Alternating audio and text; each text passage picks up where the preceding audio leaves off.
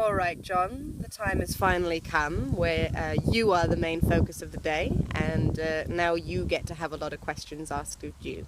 So just to start off with, what drew you to interviewing these bands and seeing these people? What started it all? I've been quite lucky in that I've met many bands that I think are awesome. They don't necessarily have the best PR working for them, i.e. they can't afford it, they're small bands. So why not show people what they're about via the medium of video? Because let's face it, all of our attention spans are shit now. We can't sit down and read about stuff that I'd write about bands, and I've tried for years. So this is, I guess, is a plan B, Grace. It's a plan B. Good.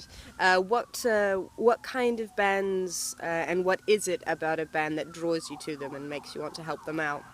As long as they make me move my head and I'm enjoying myself, then that's always a good sign. I think obviously every couple of years, maybe even a decade, is dedicated to one genre of music, and right now we are in the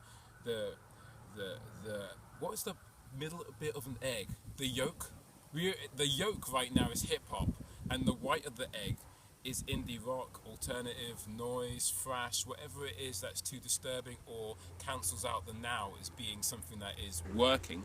That sums up how I feel about those great bands on the outside. They're not seen as mainstream material because they don't support the now. They're going against what is, I don't know, Kanye Westified. So that's why I like those bands, and that's a new word. Use it enough and who knows, maybe it'll become part of the English idiom.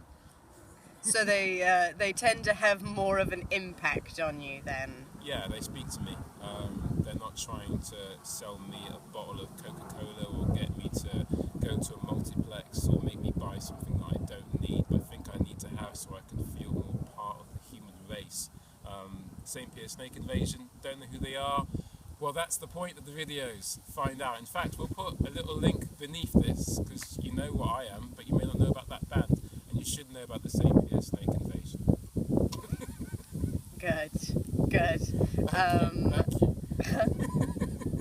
So these bands that have an impact on you, and being able to meet them and talk to them, obviously that's fascinating. But do you find that their impactful music, the people themselves have that much of an impact on you as well as their music? Good question. And in fact, sometimes it isn't fascinating. Sometimes, as I say, you shouldn't meet your heroes. You'll meet them and they don't necessarily have much to say. And so that can be annoying when you kind of think that they should have something to say because of their lyrics, right? But if possible, I try and use humour to get people into a more relaxed state. And so they will at some point bump into something which is genuinely unique and not hide between various cliches that rock and roll kind of dictates that they fall in line with. I'm guilty of that. Pretty much 90% of every interview I've done has not been done whilst I've been sober, and arguably that might be the appeal. But no, I do try and search out people who are not just influenced by other bands, but influenced by portraiture. It could be a book. It could be a piece of art.